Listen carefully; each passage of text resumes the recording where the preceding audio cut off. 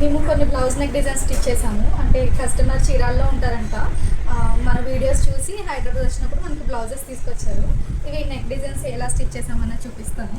ఇది only sequence blouse ఇచ్చారనమాట. Just back ఇలా హై నెక్ పెట్టాము, పైన ఇలా హుక్స్ పెట్టి ఇలా బీడ్స్ పెట్టాము అనమాట, క్రిస్టల్ బీడ్స్. బ్యాక్ హై నెక్లో చేయమన్నారు దీన్ని.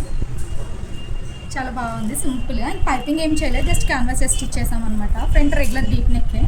కస్టమర్ సైజ్ బ్లౌజ్ ఇచ్చారు, జస్ట్ షార్ట్ హ్యాండ్స్తో స్టిచ్ చేసాము. ఇంకొకటి ఇది సారీ పీచ్ అండ్ గోల్డ్ ఉంది.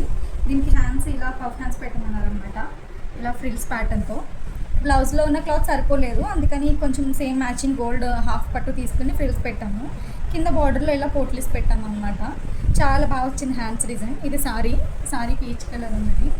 బ్యాక్ వచ్చేసి ఇలా డ్రాప్ షేప్లో పోట్లీస్ పెట్టాము, సారీ కలర్. చిన్న గోల్డ్ లేస్ వేసాము అనమాట. ఫ్రంట్ కూడా ఇలా వన్ సైడ్ బాక్స్ పెట్టాము. ఇంకొక సారీ కూడా ఉంది, ఇది వైలెట్ విత్ గ్రీన్ అనమాట. దీనికి బ్యాక్ సైడ్ ఇలా ప్యాచ్ చేసి జస్ట్ చిన్న చిన్న సమోసాలు విత్ బీడ్స్తో పెట్టాము. ఇలా చిన్న చిన్న బీడ్స్ కూడా స్టిచ్ చేసాము అనమాట. నాకు ఇది హ్యాండ్స్ ప్యాటర్న్ బాగా నచ్చింది. షార్ట్ హ్యాండ్స్లోనే ఇలా చాక్లెట్స్ పెట్టాము. దీని మధ్యలో కూడా ఇలా బీడ్స్ స్టిచ్ చేసాము.